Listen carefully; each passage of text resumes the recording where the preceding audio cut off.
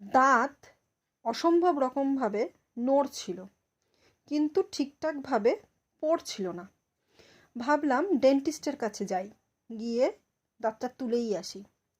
তারপর হঠাৎ মনে হলো দাঁত তুললে তার পাশের দাঁতগুলো আবার পড়ে যাওয়ার জন্যে হাতাহাতি করতে লাগে, মানে এবার আমরাও পড়ব। তাই রিস্ক নিলাম না, ভাবলাম একটা গবেষণা করেই দেখি।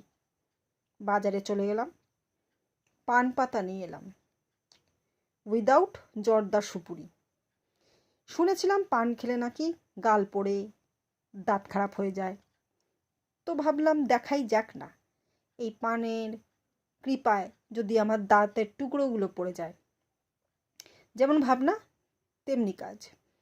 পান চিবিয়ে চিবিয়ে ঠিক যেই জায়গাগুলোতে দাঁতগুলো টুকরো টুকরো হয়ে আছে কিন্তু পড়ছে না, গর্ত সৃষ্টি করে আমার জীবন অতিষ্ঠ করছে, সেই জায়গাগুলোতে পানের রস চিবিয়ে লাগিয়ে রেখে দিলাম।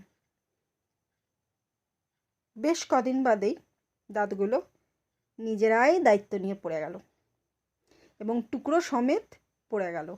একটা টুকরো দাঁতের আর মাড়ির সঙ্গে লেগে রইল না।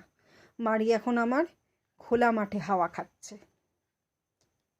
মোরাল অফ দ্য স্টোরি কি দাঁড়ালো?